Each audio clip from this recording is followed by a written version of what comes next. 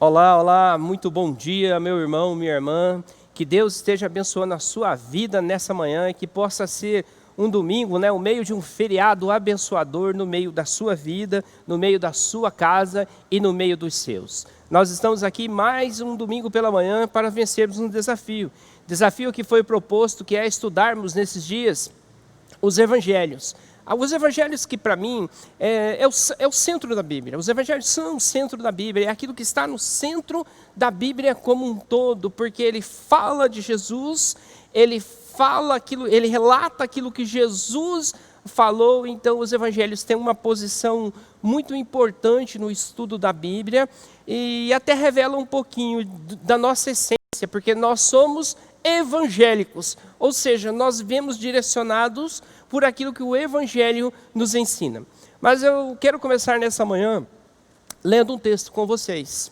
O texto que eu quero ler não está nos Evangelhos. Você já me conhece, você já sabe que eu faço essas mudanças meio bruscas, mas lá no final com um certo sentido. Então eu quero ler Miqueias, lá no Velho Testamento. Miqueias, capítulo 6, verso de número 8. A minha versão vai dizer assim: e ele te declarou, homem, o que é bom, e o que o Senhor pede de ti, que pratiques a justiça, que ames a misericórdia e que andes humildemente com o teu Deus. Tem três coisinhas muito interessantes nesse versículo de Miqueias. Fala de justiça. Justiça é tudo aquilo que as leis, o Velho Testamento, ele busca. A justiça, ele é algo mais exterior, ele é mais para fora, é mais visível quando nós, como ser humanos. Mas ele continua e ele vai dizer que pratiques a justiça, algo que é exterior, mas que também ames a misericórdia. E aí a misericórdia é algo interior, é dentro de um coração misericordioso, de um coração compassivo. Então o versículo de Miqueias, ele começa falando daquilo que é exterior, e ele vem para dentro do nosso interior com a palavra misericórdia, a lei no exterior, a misericórdia no interior, mas ele completa que o homem ande humildemente com o teu Deus. E aí é algo que é muito mais verdadeiro do que algo que está fora ou que está dentro de nós. É algo muito mais complexo, porque nós andamos com Deus que é onisciente, onipresente e onipotente.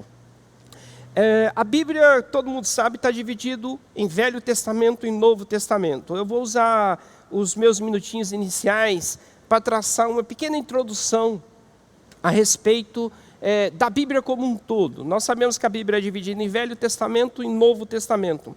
O Velho Testamento, ele tem o seu ápice na lei, naquilo que a lei foi deixada por Deus para os homens. Então, tudo que vem antes da lei relata a criação do homem e chega ao ponto da lei ser, vamos dizer, redigida por Deus, pelo dedo de Deus, para que a jovem nação de Israel pudesse ter o seu estatuto, a sua carta magna, a sua constituição.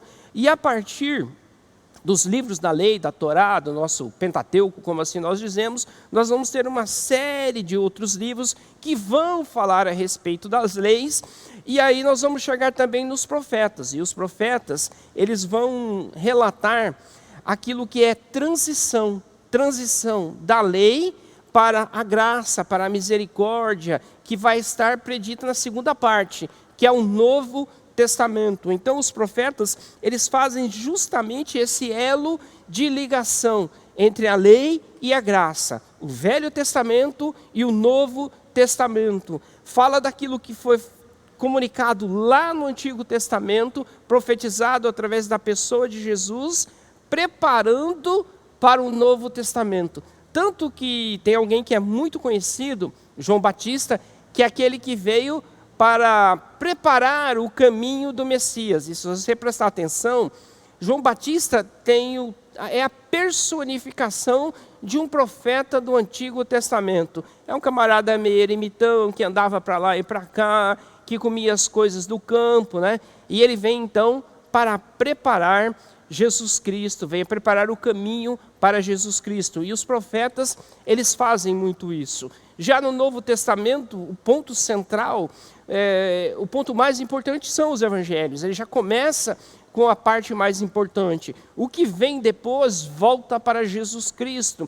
Volta para Jesus Cristo em forma histórica no livro de Atos, nas cartas, seja de Paulo, seja de Pedro, ou seja de João, sistematizando a igreja, e o Apocalipse, como a gente estudou esses tempos atrás aí, volta de vez e acaba traçando Jesus Cristo voltando para a humanidade. Se eu fosse definir o centro da Bíblia, eu definiria com certeza os evangelhos. Daí a importância que nós temos nesse restinho de ano, nesse final do ano, de estarmos estudando aquilo que realmente foi relatado para Jesus Cristo, relatado para que Jesus Cristo fez e relatado para que a gente realmente nos torne evangélicos, seguidores de alguém que dê uma boa nova e que a gente possa multiplicar então essa boa nova. Então, praticar a justiça, amar a misericórdia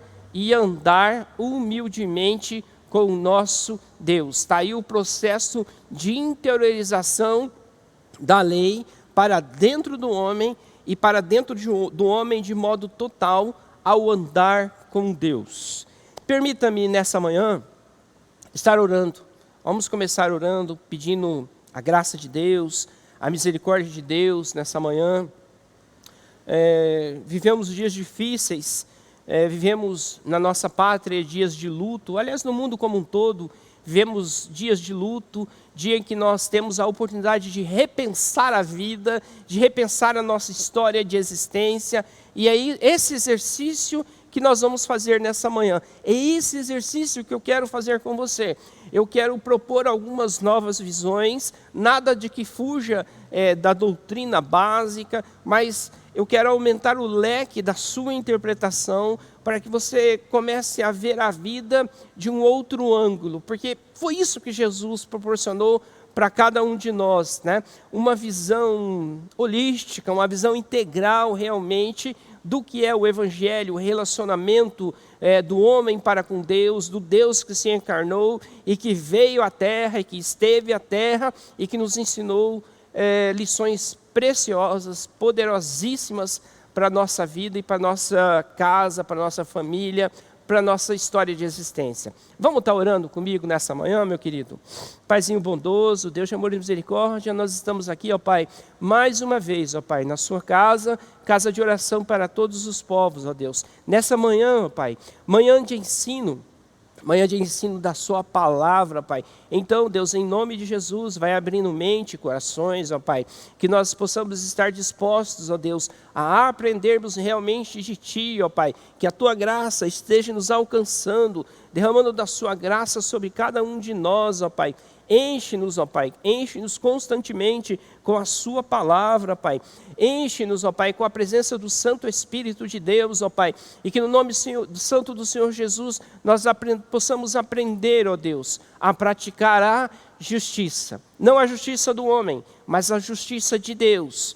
Porque somente Deus tem equidade, capacidade de julgar plenamente, ó Pai. Ensina-nos, ó Pai, a fazer mais ainda. Dá-nos, ó Deus, um coração misericordioso, ó Pai, para que possamos, ó Pai, em nome de Jesus, ó Pai, vivermos plenamente a Sua graça, Pai. E nos dê constantemente, ó Pai, humildade, ó Pai. Porque Cristo Jesus, o Rei dos Reis, Senhor dos Senhores, veio à terra de forma humilde para nos ensinar, ó Pai, e para que nós pudéssemos aprender através dele, ó Pai. Abençoe a cada um de nós nessa manhã, guarda a nossa casa, guarda os nossos lares, abençoe, ó Pai, aqueles que estão nos hospitais, ó Pai, aqueles que estão enfrentando a enfermidade nesses dias, ó Pai, os profissionais de saúde, ó Deus, Pai, em nome de Jesus, visita lá cada um com a sua graça, com a sua misericórdia, meu Deus, em nome de Jesus. Amém, amém, amém. Muito bem. já fiz um paralelo, né? Ou já fiz uma ponte entre o Velho e o Novo Testamento, e Mateus é aquele livro que ele vai abrir o Novo Testamento. É aquele livro que foi colocado historicamente, né, como a chave que vai abrir o Novo Testamento. O primeiro livro ali que nós temos acesso quando nós temos nas nossas mãos somente o Novo Testamento. O pastor Paulo trabalhou bastante em 2 aulas anteriores, a aula de número 1 e número 2 dos Evangelhos, todo o contexto, todo o pano de fundo, todo o panorama a respeito dos Evangelhos. Eu só quero lembrar então uma coisa para vocês. O livro de Mateus foi escrito por um dos seus discípulos, um judeu, publicano, cobrador de impostos, né, que tem outro nome também, de Levi, mas ele escreve para os judeus. Então você vai ter aqui, no livro de Mateus, um livro recheado de profecias que foram ditas no Antigo Testamento e que se cumprem no Novo Testamento na pessoa de Jesus Cristo. Ou seja, você vai ter um monte de implicações judaicas aqui no livro de Mateus. Quando chegar lá em Marcos não está preocupado em genealogia, não quer saber de onde que Jesus voltou. Jesus em Mateus, Jesus ele é o filho de Davi. Em Marcos, ele é um soldado guerreiro, porque Marcos é destinado para os cunhos romanos. Para Lucas, ele é o filho do homem, e Lucas tenta esmiuçar todas as coisas, apesar de trabalhar a genealogia também. E quando chega em João, aí é diferente, aí ele faz cada um de nós pensarmos, e tem um evangelho muito mais grego, muito mais universal do que todas as coisas propriamente ditas. Muito bem, vamos começar então, Mateus capítulo 1, e nós vamos ler nessa manhã basicamente a genealogia de Jesus Cristo. Eita, que coisa boa! Antes nós vamos traçar aquilo que nós queremos como objetivo, os objetivos da nossa aula nessa manhã. O objetivo geral é levar os ouvintes ao entendimento da importância da narrativa. Ou seja, existe uma importância muito grande sobre um texto que nós olhamos assim, e que quando nós lemos, a gente vai ver um monte de nome bonito. Eita, vai ter nome bonito aqui que só vendo. Vai ter Salatiel, Zorobabel, Jeconias, Salatiel. Eita, olha, você vai ter tanto nome bonito para você colocar nos teus filhos, nos teus netos, lá na genealogia de Jesus Cristo, que você vai olhar para ela assim e vai falar assim, não dá vontade nem de ler. Porque já começa com esse monte de nome, um filho do outro, filho daquele, que às vezes nós passamos batido. Começamos a ler Mateus e ver esse monte de pessoas e a gente não consegue entender qual é a importância que isso tem para cada um de nós. Então, o grande desafio dessa manhã, de eu estar aqui com vocês, é exatamente isso. É mostrar a importância que tem essa genealogia. É um pouquinho diferente do que Mateus queria mostrar. Mateus, ele escreve então para os judeus, como eu já disse, não para os judeus que estavam em Jerusalém. Aí você diz assim, mas pastor, como é que você começa a deduzir essas coisas? Os judeus que estavam em Jerusalém, eles foram testemunhas oculares, ou pelo menos ouviram de muito próximo aquilo que aconteceu com Jesus Cristo. Toda a sua trajetória, toda a história dos seus discípulos, a história do seu nascimento que vai ser trabalhada, a sua morte, a sua ressurreição, todos esses aspectos. Então eles foram testemunhas oculares. Mas os judeus, eles estiveram espalhados pela face da terra durante muito tempo, e aí talvez Mateus escreveu para uma colônia judaica, para um grupo judaico que estava disperso, a gente chama isso de diáspora judaica, que estavam dispersos pelo mundo e que não tinham sido testemunhas oculares daquilo que Jesus Cristo viveu, ensinou, praticou aqui na terra. Então ele começa a escrever uma boa nova, uma boa notícia, tá? Como eu não sou judeu e grande maioria das pessoas que estão me ouvindo também não são judeus, eu vou dar um enfoque um pouquinho diferente do que Mateus queria falar. Por exemplo, com Mateus, quando ele traz a genealogia, ele quer falar que Jesus Cristo descendeu de duas pessoas. Essas duas pessoas são as mais importantes que Mateus quer traçar para os judeus da diáspora, talvez, provavelmente, em Antioquia da Síria. É um dos contextos que é traçado para os destinatários do Evangelho de Mateus. Mas nós não temos segurança para afirmar isso. Olha lá no 1, ele diz assim, livro da genealogia de Jesus Cristo, filho de Davi e filho de Abraão. Ok, vamos ler o texto inteiro, aí eu volto lá no verso de número 1. Mateus 1, eu vou ler até o 17. Mateus 1 vai dizer assim, livro da genealogia de Jesus Cristo, filho de Davi, filho de Abraão. Abraão gerou a Isaque, Isaque a Jacó, Jacó a Judá e a seus irmãos. Judá gerou de Tamar a Pérez e Zera, Pérez gerou Esrom e Esrom a Arão. Arão gerou a Aminadab, Aminadab a Nazon, Nazon a Salmão, Salmão gerou de Raabe a Boaz. E este de Rute gerou a Obed e Obed a Jessé. Jessé gerou ao rei Davi e o rei Davi a Salomão, da que fora mulher de Urias. Salomão gerou a Roboão, Roboão a Abias, Abias a Asa.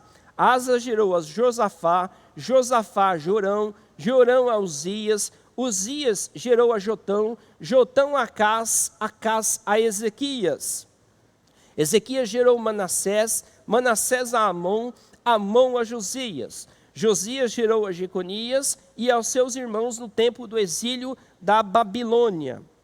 Depois do exílio da Babilônia, Jeconias gerou a Salatiel, Salatiel a Zorobabel, Zorobabel gerou a Abiúde, Abiúde a Eliaquim, Eliaquim a Azor.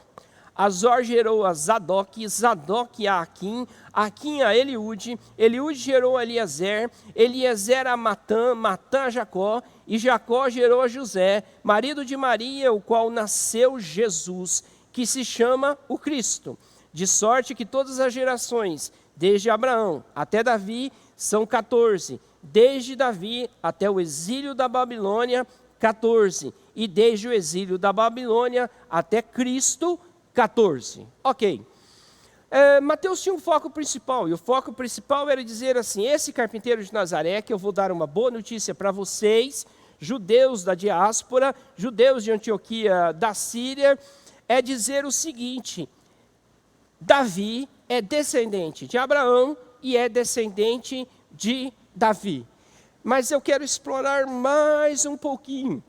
Eu quero explorar a genealogia de Jesus Cristo como um todo nessa manhã. Por que Mateus concentra em Abraão? Abraão é aquele que vai ser o pai da nação, o pai do povo de Israel. É aquele de Ur dos Caldeus, que sai de Ur dos Caldeus, ouve a voz de Deus, né? E inicia a sua trajetória de formação daquela nação. E aquela nação vai para o Egito, e ela cresce, ela sai, vai para a terra prometida, pronto. Ele é o pai de todos os hebreus. No Velho Testamento chama-se hebreus. Hebreus por quê? Hebreus é uma palavra que vai dizer assim, aquele que veio do outro lado do rio, além do rio. Então Abraão, para sair de Ur dos Caldeus, ele atravessou o rio, e ele atravessando o rio, ele atravessa os rios da Mesopotâmia lá, para poder chegar na terra prometida que Deus havia mostrado para Abraão. Deus havia mandado Abraão seguir em frente, que Deus revelaria para ele. Então ele é o pai de todos os judeus.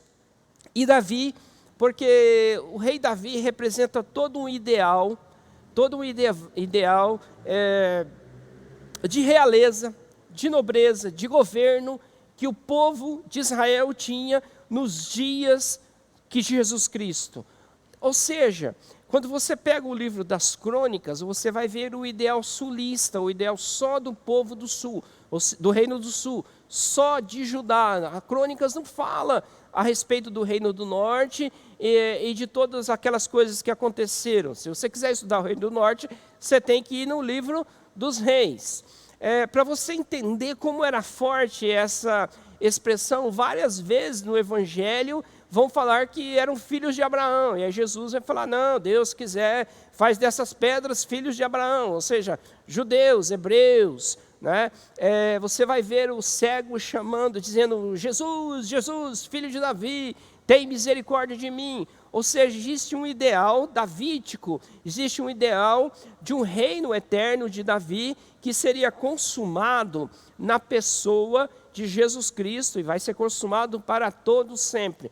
Então, como ele escreve para judeus, ele já cita dois dos principais personagens da história dos hebreus para começar a narrativa da genealogia. E aí ele já imediatamente entra com Abraão, onde que nasce todas as coisas, e traça o maior expoente, vamos dizer, ideológico, político, que se poderia ter naqueles dias, que era o rei Davi, ainda mais num tempo de opressão dos romanos, como nós ouvimos nas aulas anteriores, onde Israel, onde Judá ansiava por ter o seu próprio governo, por não ter que pagar tantos impostos para os romanos. Existia todo um contexto social que já foi trabalhado com vocês naqueles dias. Muito bem, vamos lá. Eu vou pular do 1 para o 17, ou seja, do primeiro versículo que eu li para o último, porque nós vemos que parece que Mateus ele é cuidadoso.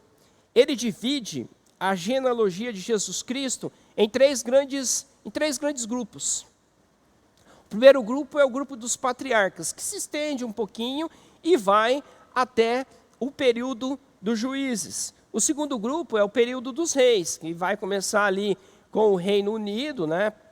Que começa com Saul, mas na realidade, como é frisado aqui, Judá, né? O povo semita. Então tem um foco na pessoa de Davi e que vai fechar lá no final com um período pós-exílio babilônico. Então, cada um desses períodos tem uma conjectura um tanto quanto diferente.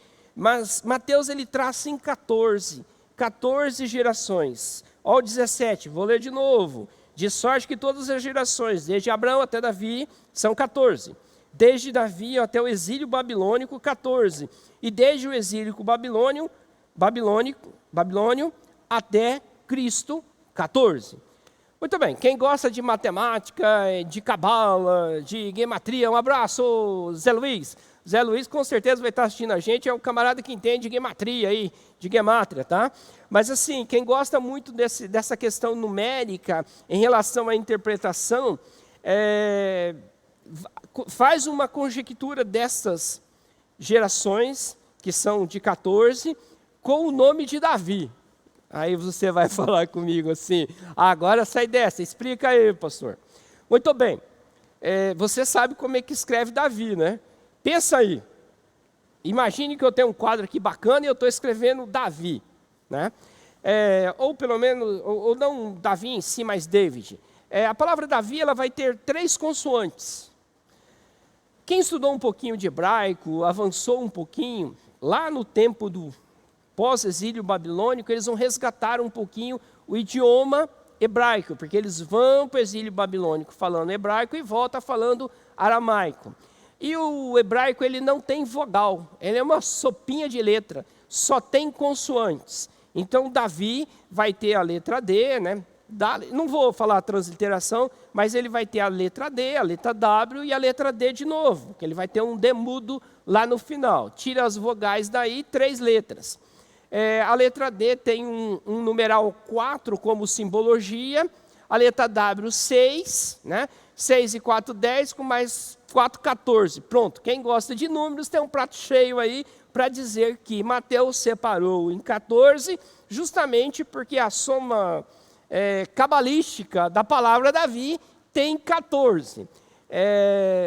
Sinceridade, para mim isso não quer dizer nada, é apenas uma curiosidade, não mexe não aguça a minha vontade de estudar, mas é apenas uma curiosidade que eu quero passar para vocês aqui.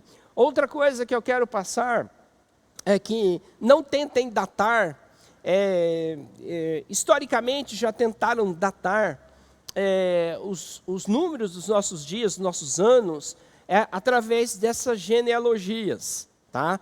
Mas descobriu-se, teve um arcebispo anglicano, inglês, que ele fez um estudo, e ele descobriu que existem algumas gerações que não foram citadas, ou seja, existem algumas pessoas que muito provavelmente vão fazer parte da genealogia, ou de Jesus, ou das genealogias lá das crônicas, que traça a genealogia também, que pessoas que foram ocultadas, e a gente não sabemos por que foram ocultadas, ou seja, não serve para nós traçarmos então uma datação, mas a genealogia, ela serve para nos mostrar e ensinar algumas outras coisas, e é exatamente isso que eu quero passar para vocês, tá? Eu quero passar para vocês algumas lições que a genealogia de Jesus Cristo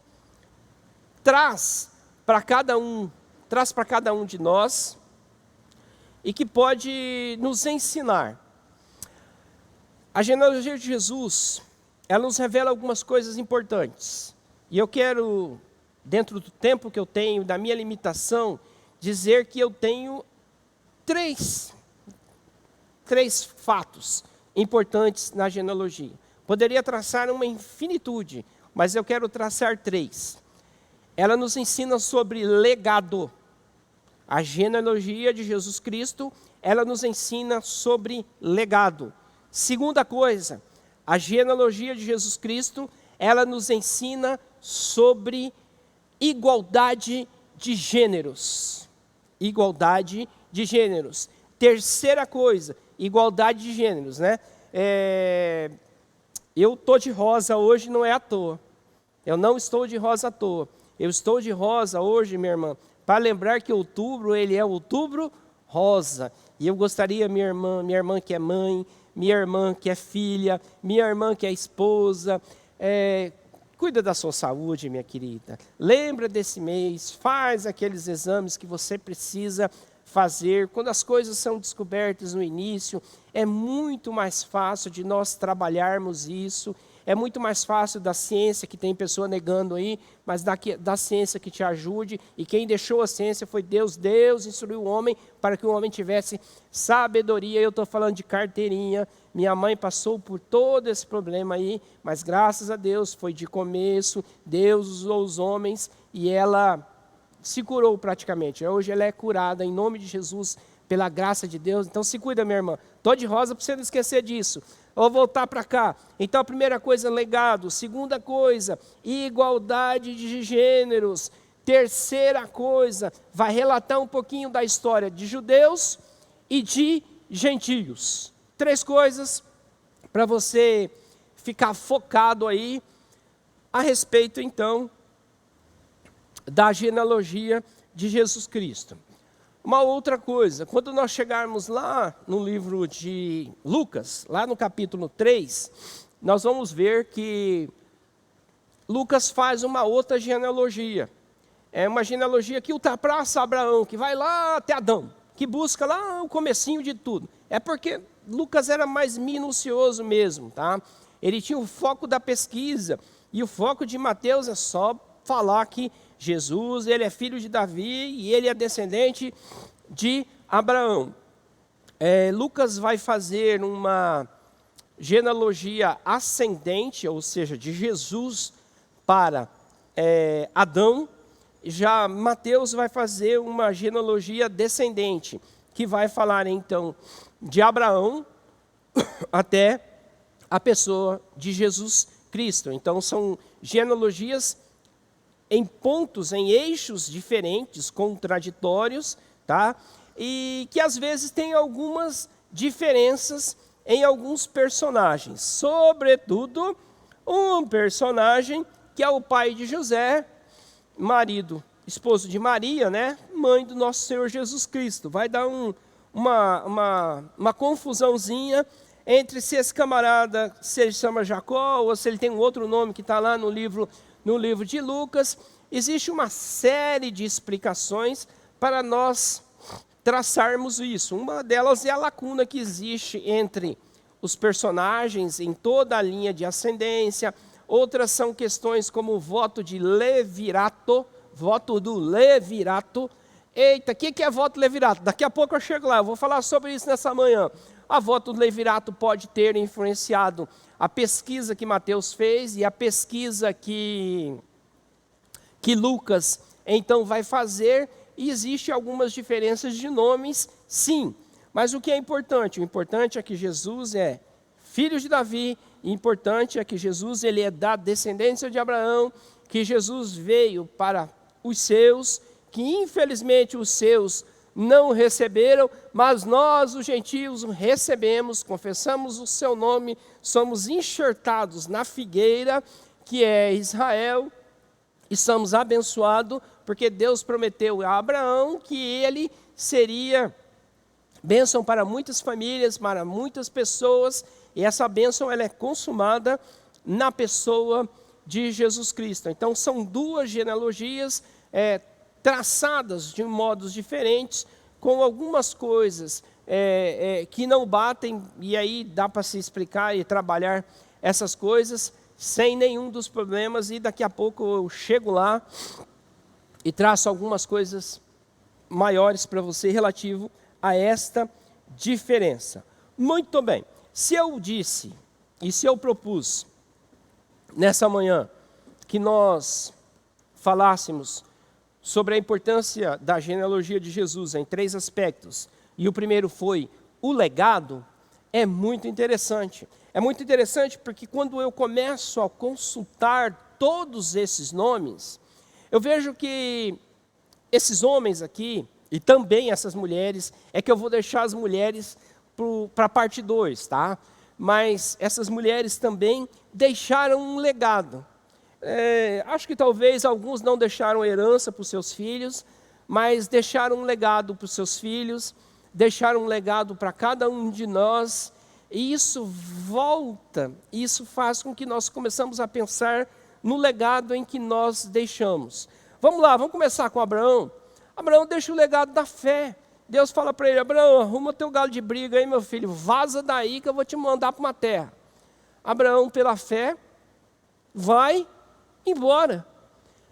Ou seja, ele deixa e ele é chamado de o pai da fé, ele deixa esse legado de fé, ele deixa esse legado de obediência. E aí talvez você fale assim: ele ensinou para o seu filho, mas o seu filho já não foi tão bem assim com o seu neto, mas porque o neto é o Jacó, né, o enganador, mas ele deixa o legado, está lá registrado na história de vida dele. Jacó também começou meio torto, meio enganador, mas quando ele tem um encontro com Deus lá em Peniel, né, e ele começa a lutar com um anjo, ele deixa um legado, sabe, da confissão e do arrependimento.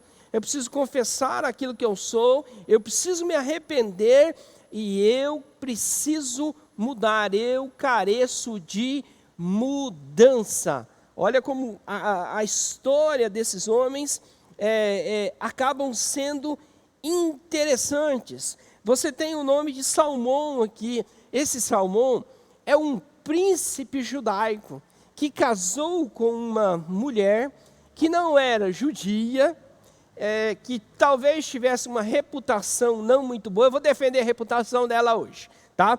Talvez não tivesse uma reputação, mas está lá na genealogia de Jesus Cristo. Nós temos reis, por exemplo, como Ezequias, que fizeram profundas reformas, que ouviram a voz de Deus, que foram obedientes à voz de Deus, que caminharam com os sacerdotes, que caminharam com os profetas. Nós temos, por exemplo, Josias, que sobe no trono com 8 anos de idade e começa a promover as reformas, a leitura do livro da lei, que começa a fazer com que Judá entre no eixo, nos caminhos daquilo que realmente Deus queria para eles. E ele sobe no trono e seus antepassados, ou seja, seu pai ou seu avô, deixam um legado extremamente ruim.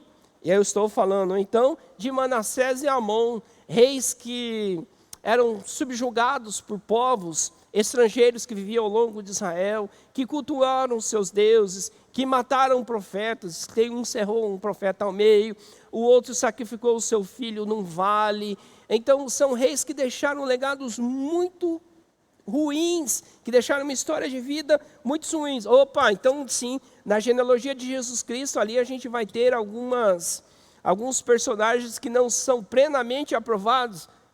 Ele vai ter, e a genealogia mostra isso. Eu posso ter na minha família, na minha casa, pessoas que não são plenamente aprováveis, mas eu preciso cuidar de mim, para que a minha vida seja plenamente aprovável, para que eu deixe um legado para a minha família, para cada um de nós. E é a grande questão, e o que está sendo suscitado nessa manhã, e é o que eu estou propondo você a pensar que legado que você está deixando para o seu filho, que legado você está deixando para a sua história de vida. Amanhã, daqui a 30 anos, 20 anos, sei lá, um ano, quando você já está lá na terra do pé junto, já estiver lá morando com Deus, quando olhar vai falar assim, o irmão fulano foi muito bom, ele ensinou isso. Ou falar, o fulano irmão foi um péssimo marido. Depois que ele morreu, a irmã Beltrana, né? A irmã Beltrana rejuvenesceu uns 10 anos. Está alegre, saltitante. Péssimo marido. Ou talvez o legado que você vai deixar de um péssimo pai. Botava os meninos na igreja de qualquer jeito, mas os meninos conheciam um pai aqui na igreja e um pai lá fora. Você é conhecido como um crente na igreja e um outro crente lá no condomínio que você faz parte. Você parece uma pessoa aqui na igreja e outra pessoa lá no trabalho. É o legado que nós temos que deixar como um todo.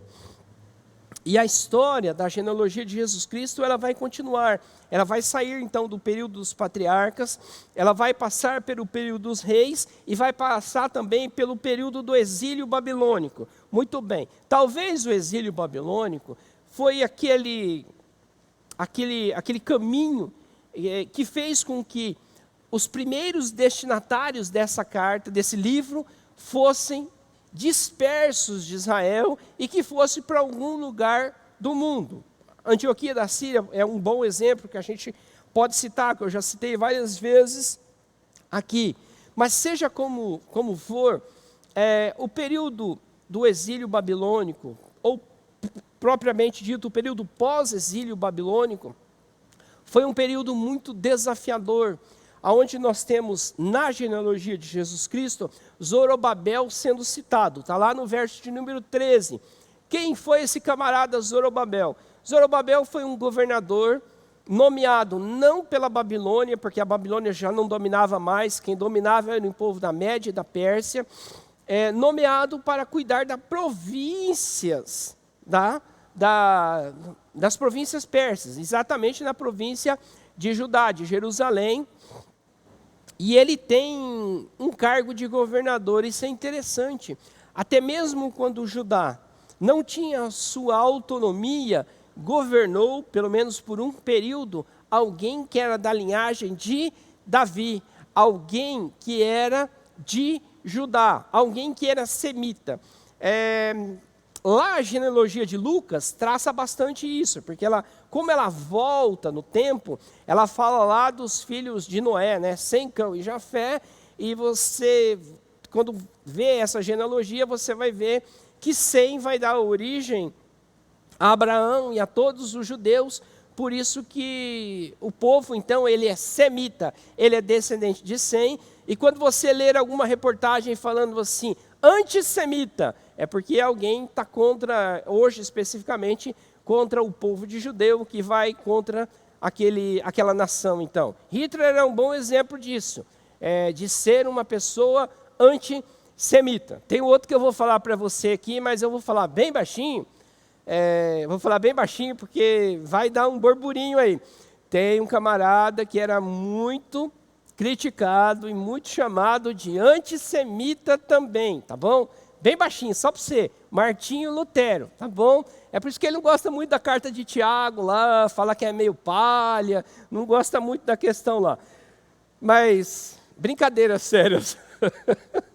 Brincadeiras sérias à parte, o período do exílio babilônico, que é o terceiro período da genealogia de Jesus Cristo, aqui, que está lá no verso do número 17, traçado por Mateus, é um período da reconstrução da história, da reconstrução do idioma, da reconstrução dos muros, da reconstrução da lei, porque o povo não conseguia mais ler o livro da lei, porque tinha se perdido o idioma, e aí nascem os maçoréticos, os camaradas que vão colocar lá a vogalzinha para que a gente entenda a palavra que foi dita como um todo, a gente chama isso de maçoréticos, tá? Os escritos maçoréticos. Foi um período de reconstruir muro, reconstruir história, reconstruir a religião. Por isso que Esdras é muito importante, porque ele vai fazer essa reconstrução. Ele é um sacerdote, ele é o escriba, perdão.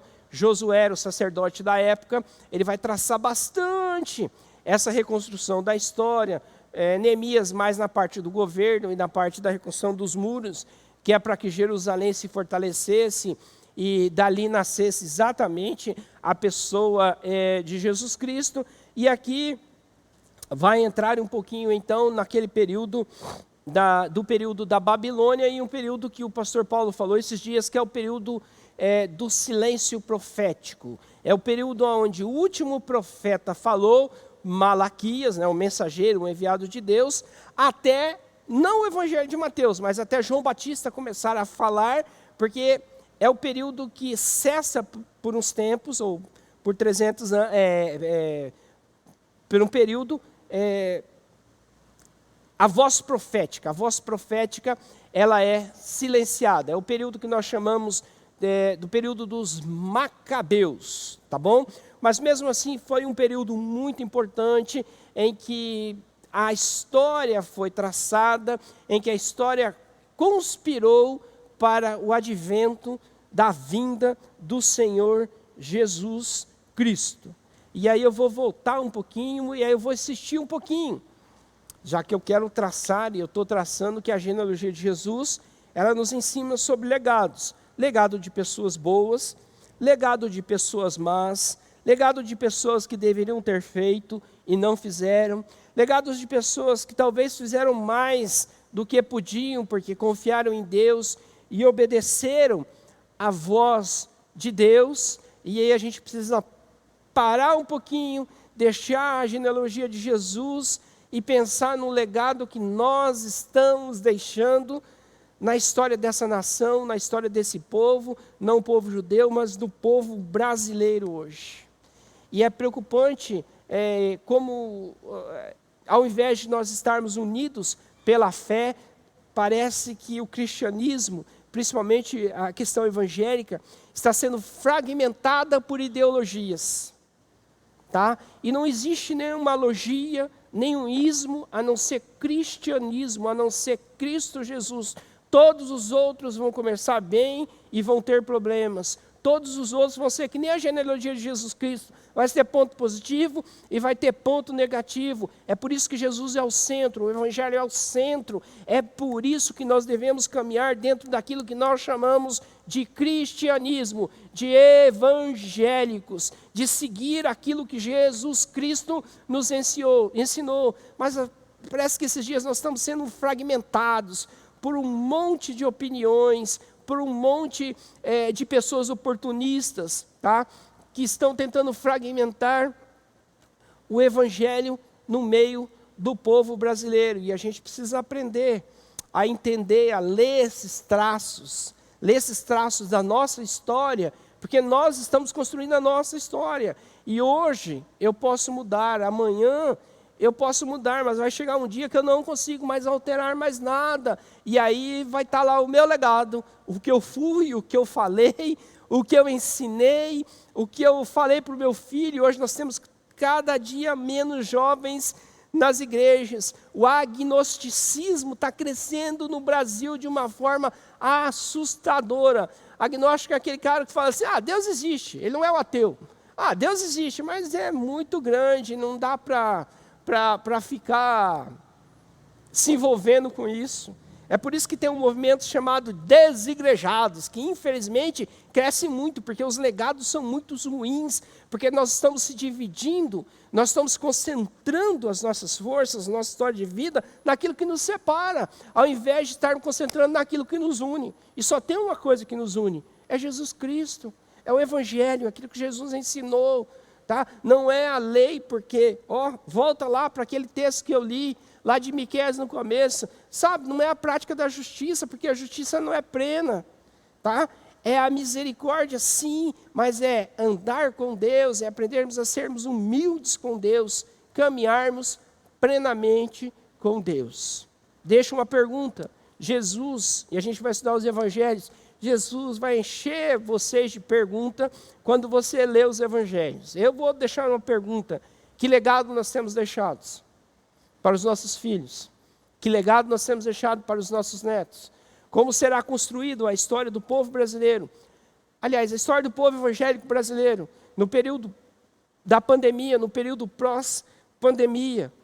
Sabe, às vezes nós começamos a negar um monte de coisas, que são coisas que Deus deixou para nós. Nós começamos de vez em quando a negar a ciência foi Deus que colocou no homem para que o homem trabalhasse a ciência de modo bom, de modo correto. E aí o homem pode usar de modo correto ou não. Está na hora de nós repensarmos o que nós estamos fazendo, o que nós estamos falando, repensarmos não de acordo com ideologias, mas a respeito e do modo que Jesus Cristo nos ensina. E a gente vai ter uma oportunidade boa de aprender nos evangelhos isso. Segunda coisa, a genealogia de Jesus Cristo nos ensina sobre igualdade de gêneros. Eita, aí você fala assim, beleza, pastor, mostra na Bíblia. E assim, é legal mesmo, quando alguém te falar alguma coisa, fala assim, mostra na Bíblia, meu irmão. A Bíblia diz tal coisa, está certo disso? Onde, em que versículo, em que capítulo, em que livro isso está sendo dito? Faz isso, não confie apenas de ouvir, não. Temos que ser mais bereanos, ver se está na Bíblia mesmo. Eu vou citar 4 mulheres. Vou sair da ideia dos 3, né? E vou citar 4 mulheres que estão lá na genealogia de Jesus Cristo. A primeira está no verso de número 3. Chama-se Tamar. A história dela está lá em Gênesis 38, 27. Lá, e aí eu volto para ela. Aí depois nós vamos ter no verso de número 5, Raabe. Nós vamos ter velado, oculta, né? No verso de número 6, Salomão, onde vai dizer assim, Jessé gerou a Davi, e o rei Davi a Salomão, da qual fora mulher de Urias. Então nós estamos falando de Betseba. E aí você vai ter a quarta personagem, que está sendo citada lá, no verso número 16, que é Maria, propriamente dita, a mãe do nosso Senhor Jesus Cristo. Então nós vamos ter 4 histórias, 4 mulheres, e nós vamos pensar rapidamente sobre a história dessas mulheres. Eu vou fazer uma defesa da história dessas mulheres, porque hoje está desacerbado a questão da violência, do feminicídio, da violência contra a mulher. É assustador. Essa violência parece que ela era mais forte lá no Oriente Médio, onde os homens dominavam, colocavam as burcas, mutilavam as mulheres, mas essa violência ela está se expandindo sobre os 4 cantos da terra, propriamente dito. E eu vou relatar aqui um pedacinho de um vídeo que o pastor Rodrigo Petrelli, nosso missionário lá em Uganda, compartilhou conosco esses dias. Ele falando sobre a Uganda, no período da pandemia, ele relatou sobre as dificuldades que aquele país enfrenta. Em Uganda, quando as crianças vão para a escola, elas vão no internato, ou seja, elas deixam de morar com os pais e elas moram na escola, né, sustentada pelo governo.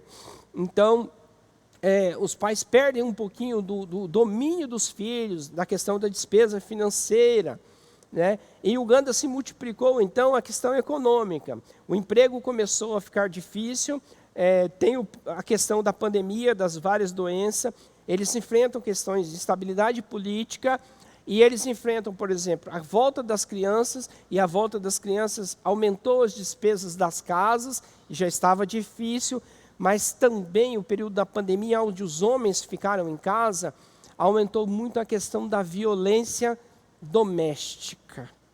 E aí, quando eu falo de inclusão de gênero, eu falo de colocar a mulher do nosso lado, do mesmo patamar do que o homem, com funções, responsabilidade, diferença, mas igualzinho, sem diferença nenhuma, com o sexo masculino, porque Deus não faz acepção de pessoas. Guardem isso, Deus não faz acepção de pessoas. E se você for lá para o livro de Atos, vai falar que os vossos filhos e as vossas filhas terão visões, ou seja, os dois, não é algo exclusivamente para os homens.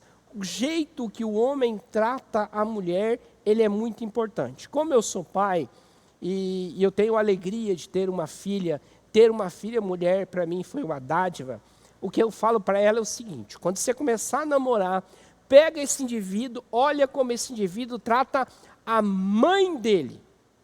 Porque se ele tratar mal a mãe dele, minha filha, você pode ficar tranquila que ele vai te tratar mal um dia. Porque mãe é algo singular. Mãe é algo muito importante.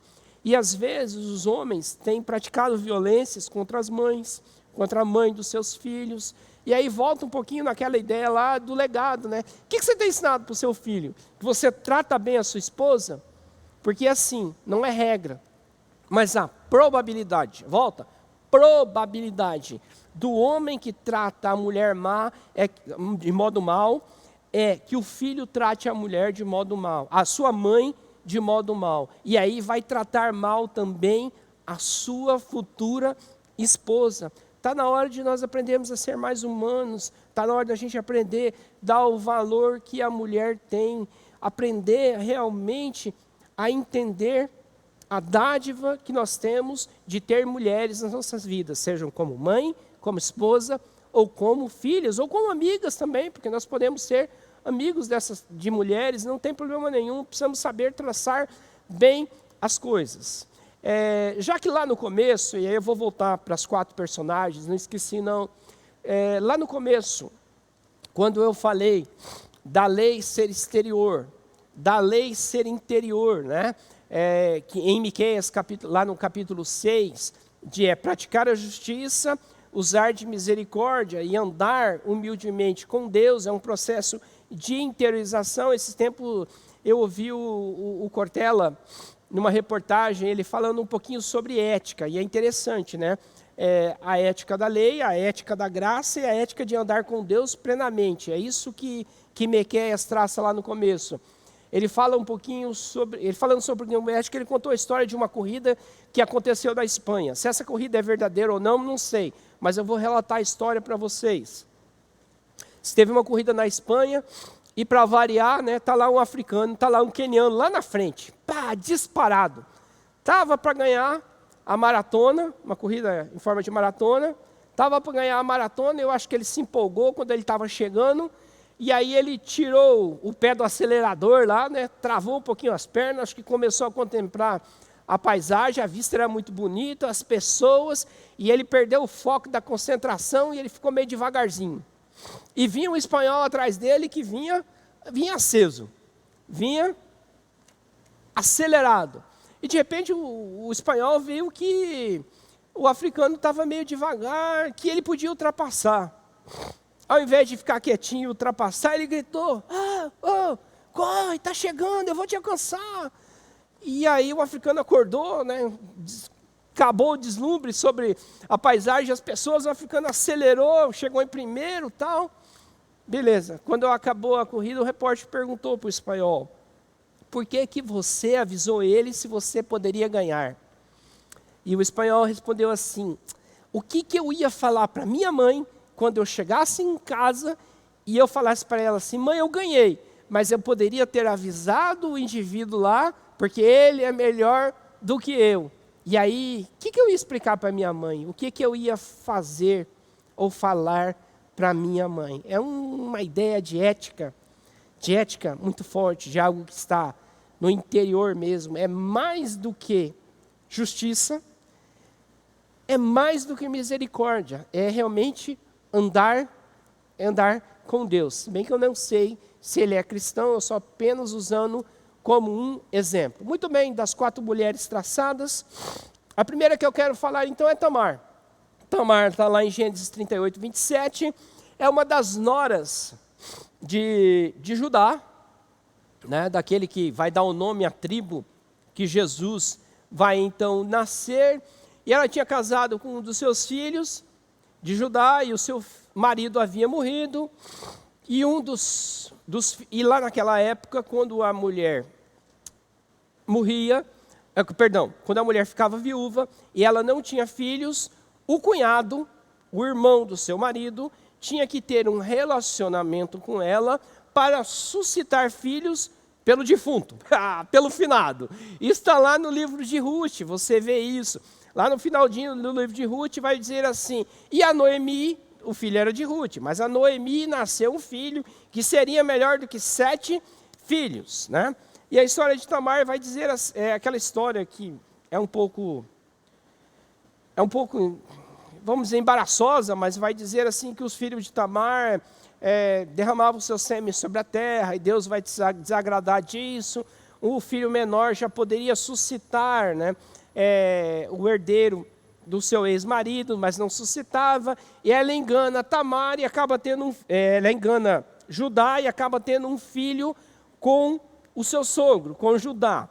Dentro da nossa cultura isso é um absurdo, dentro da cultura judaica não.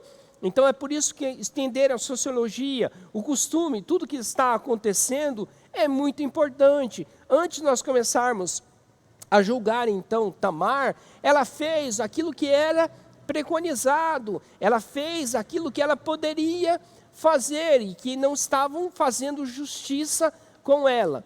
Não vale para hoje, não vale para a nossa cultura, não vale para o Novo Testamento. Mas assim, antes de nós jogarmos pedra em Tamar, vamos entender o contexto, a sociologia. Por isso que nas 2 últimas aulas, a gente falou bastante sobre a sociedade nos dias de Jesus Cristo. E quando a gente quer entender a Bíblia como um todo, a gente precisa estudar a sociedade, a sociologia, lá nos dias daquele dado personagem. Olha só, esse fato que parece para nós bizarro, vai fazer parte da genealogia de Jesus Cristo. Tem um outro personagem também, bem polêmico, né? Bem polêmico, por sinal, Raabe. Quem era Raabe? Raabe era uma jericontina. O que é uma jericontina? Quem nasceu em Jericó? Fácil. Quem nasceu em Jericó é uma jericontina. Ela era uma prostituta, ou era uma prostituta física, ou era uma prostituta cultural. Afinal de contas, quando os espias vão lá em Jericó, fazer uma espionagem, verificar o que estava acontecendo, quando eles são descobertos, eles se escondem exatamente no lugar onde Raabe morava, onde Raabe residia. Então, quando se trabalha a questão da prostituição, era um local que qualquer um poderia entrar. E aí, muitos ensinam que Raabe era uma prostituta física, realmente, né? Que ela tinha, vamos dizer, as suas finanças sustentadas pela questão da carne, pela questão carnal. Mas existe uma outra linha de interpretação. E esse é o exercício que a gente quer fazer, abrir os horizontes, ver as perspectivas, para que a gente entenda melhor as pessoas. E Jesus vai fazer isso. Jesus vai abrir a perspectiva para que as pessoas entendam as outras. Tá? Eu não estou afirmando que Raabe era isso nem era aquilo, eu estou deixando para que você entenda todo o contexto. Eu posso dizer, por exemplo, que Raabe não era uma prostituta física, era uma prostituta cultural. O que é uma prostituta cultural? Era todo aquele que não servia exatamente a Deus. E em Canaã, a questão da fertilidade era muito importante. Era importante que se plantasse e colhesse para saciar a fome. Era importante que a cabrita tivesse muito cabritinho para dar leite, para dar carne. Toda aquela questão da fertilidade.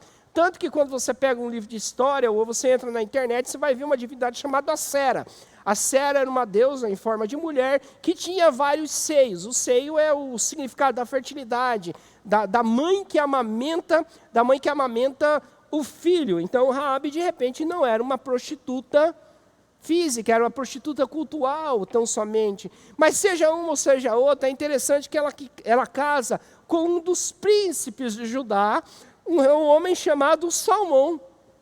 Um homem que tinha uma linhagem, vamos dizer assim, mais nobre naqueles dias. Ela muda a sua história de vida, né? Ela deixa um legado diferenciado, né? Tanto que ela rompe com Jericó e ela vai se tornar, então, vamos dizer assim, uma prosélita judia, né? Uma nova convertida a Yahvé, ao Deus do Antigo Testamento. Então já falamos de Tamar, já falamos de Raabe, e logo em seguida vem Ruth, ali, 2 gerações bem próximas, né?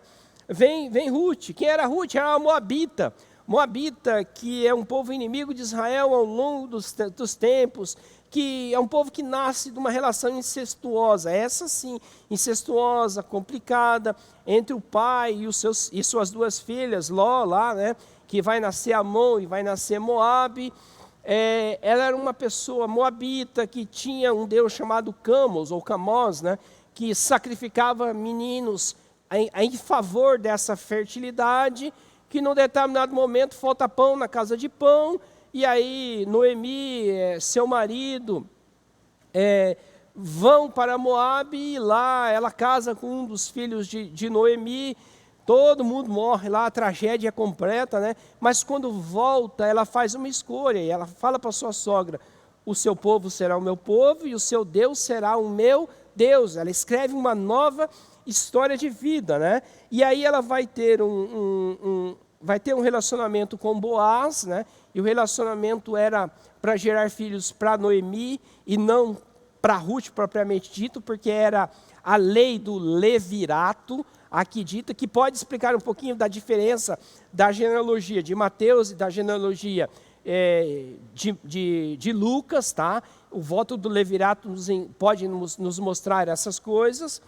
E ela escreve uma nova história de vida, e ela vai estar ali bem próxima do rei Davi, né? Davi é um ascendente de Ruth, no caso, tá bom? Então são mulheres que tiveram vidas nebulosas, mas que construíram um legado de vida, que mudaram sua concepção, tá? Aí nós vamos ter também Betseba, né, a mulher de Urias, que o rei Davi mandou assassinar, que num dado momento a gente pode pensar assim: puxa, ela era casada e ela teve um relacionamento com o rei, ela foi muito leviana. Coloca no lugar dela. Uma coisa que Jesus nos ensina é se colocar no lugar dos outros.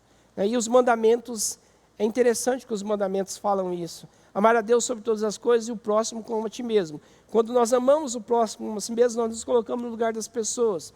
Imagine num tempo em que o rei poderia dizer assim: vou te matar e acabou.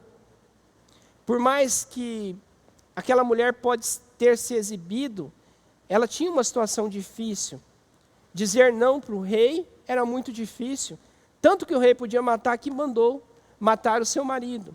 Ela era uma mulher que pode ter influenciado o rei no futuro, principalmente na escolha de Salomão, mas pense na dificuldade de ser mulher naqueles dias. Talvez hoje já não seja fácil, quando a gente vê a violência estourando contra as mulheres, aí algo que é repugnável, algo que é condenável, que é horrível e que causa realmente tristeza quando nós vemos. Imagine naqueles dias, imagine como era difícil também para Betseba, mas querendo ou não, está na genealogia de Jesus Cristo.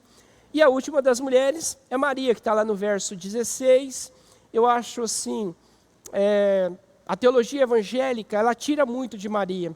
A teologia católica, ela coloca muito peso na pessoa de Maria, na questão da mariolatria. Eu quero dizer assim que Maria era bem-aventurada, cheia de graça, ela é bendita entre as mulheres, tá? E Deus a escolheu para uma missão muito grande, muito preciosa. Mas para por aí, nós não caminhamos e não podemos dizer mais do que a Bíblia nos diz e nos ensina. Mas imagine como ela deixa um legado para nós de ter a sua reputação jogada na lama, de ter o seu noivo, né, olhando para ela desconfiada. Há um legado muito bom de obediência aí, né? Então, assim, quando eu faço esse exercício dentro da genealogia de Jesus Cristo e cito essas 4 mulheres, eu quero falar exatamente dessa questão de igualdade mesmo, de gênero, de respeitar o sexo feminino, de valorizar o sexo feminino, de ser uma voz assim nesses dias que está dizendo assim, isso é errado. E se você é crente, trata mal a sua mulher, a sua mãe, você está errado. Você não pode fazer isso. Trate a sua esposa como ela realmente merece. Isso não pode acontecer na nossa sociedade, no meio da igreja, então, de maneira nenhuma. Vamos lá, o tempo está indo, o tempo está correndo, e eu tenho aí, então, a última questão que eu posso trabalhar com vocês, que é a questão da história dos judeus e a história dos gentios. Se Mateus, ele escreve para judeus, uma das características dos judeus era ser extremamente conservadores com a sua raça, extremamente conservadores, até mesmo com a sua religião. Tá? Mas com a sua raça muito forte ainda. Por causa dos exílios, não do exílio babilônico, por causa da questão do exílio da Síria, vai nascer um povo lá chamado samaritanos. Samaritanos. E é interessante como que Jesus bateu nos judeus com essa questão de samaritanos. A parábola não é a parábola do bom judeu, é a parábola do bom samaritano. Isso era para cutucar mesmo os judeus, para falar assim, vocês não são tudo isso que vocês acham que são, apesar de ter uma importância muito grande. Jesus conta a história dos 10 leprosos, vai para lá, vem um para agradecer, e aí o evangelho fala assim, e o que voltou, ele é samaritano. Se você ler o livro de Êxodo, lá no final, lá no comecinho do livro de Êxodo, você vai ver que junto com o povo hebreu, saiu do Egito um misto de gente. Muitas pessoas que não eram hebreus. Sai de lá. Um exemplo disso, Caleb, filho de Jefoné, o quenezeu. É isso que a Bíblia vai dizer lá, em Números, no livro de Números. Ou seja, o camarada não era hebreu, ele não era judeu. Ou seja, existe uma miscigenação muito grande, tá? De não-judeus, até mesmo na genealogia de Jesus Cristo. Um exemplo claro disso, né? Eu acabei citando a história dela, é a questão de Ruth, é a questão de Raabe, ou seja, todo aquele puritanismo judaico. Quando você lê a genealogia de Jesus Cristo, você vê que está em prova, ou seja, está em xeque. E aonde eu quero chegar com isso? Eu quero traçar os nossos dias. Os nossos dias, Deus não faz exceção de pessoas, isso é regra básica. E é isso que a Bíblia nos ensina como um todo. É por isso que o gênero precisa ser tratado de modo leal, de modo correto, mas às vezes a questão racial ela é muito forte. E aí talvez você esteja falando assim, você está querendo falar, pastor, da questão do racismo? Sim, isso é muito forte, tá? Teologias estão sendo usadas de modo errado, tá? Sem nenhuma hermenêutica consistente, sem nenhuma exegese consistente, tão somente para validar uma questão racial. Mas sabe o que assusta nos nossos dias? Assusta nos nossos dias a questão da xenofobia. O que é xenofobia? Existe hoje uma aversão a outras raças, a outras culturas. E aí quando nós vamos para a Bíblia, de todas as raças, de todos os povos, né, nós vemos que Jesus morreu em resgate de muitos. Nós vemos que existe uma inclusão universal, de todas as nações no plano de Deus. Mas hoje o homem, no período da pandemia, está sendo muito xenofóbico. Quantas pessoas já mandaram assim, tomei a vacina chinesa, e aí o camarada vira um macaco, vira qualquer coisa, estou bem, não aconteceu nada. Sabe, de modo pejorativo, falando contra o chinês. Eu queria dizer essa coisa: Deus ama o chinês, Jesus ama o chinês. O governo lá pode fazer coisas erradas, mas o que acontece quando a xenofobia começa a tomar conta dos seres humanos? Chineses foram perseguidos em São Paulo no começo da pandemia. Chineses são perseguidos no mundo como um todo. Imagine se você fosse chinês, meu irmão. O governo fez aquilo lá e você está sendo discriminado por isso. Presta mais atenção no que você posta. Sabe, tem um olhar diferente. Tem um olhar mais amoroso. Se quiser falar do governo da China, tá bom, fala do governo da China, mas não fala contra os chineses, porque eles não têm culpa. Quer ver um exemplo pior? O que acontece? Qual é a cultura lá fora da mulher brasileira? É mulata, gosta de samba, anda seminua, é uma mulher fácil. Esse é o estereótipo que tem lá. E aí fazem xenofobias. Quando as nossas esposas vão lá para fora, as nossas filhas, é xenofobia, porque acham que toda brasileira é desse jeito.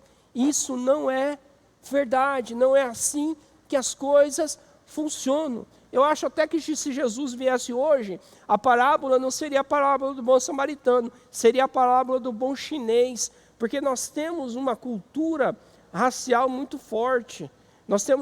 Hoje nós temos muita dificuldade de aceitar o diferente. E a pandemia, ela acirrou essas coisas. O chamado de Deus é para todos os povos, para todas as raças, para todas as nações. Nós não podemos continuar fazendo acepção de pessoas, maltratando pessoas.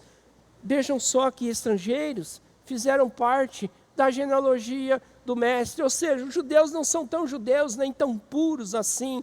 Eles carregam uma miscigenação muito forte, apesar de ser o povo de Deus, apesar de ser todo o povo escolhido.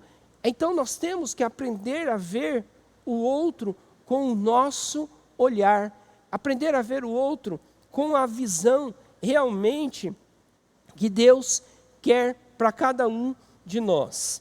Se nós continuarmos no capítulo 1, eu vou frisar apenas um versículo, Mateus 1, 23, onde vai dizer assim: eis que a virgem conceberá e dará à luz a um filho, e ele será chamado pelo nome de Emanuel, que nas Bíblias antigas está entre parênteses, que quer dizer Deus conosco. Você tem uma Bíblia antiga que não é digital aí, e tiver entre parênteses, é uma edição para explicar o significado do nome Emanuel. Essa profecia, ela vai estar lá em Isaías 7,14.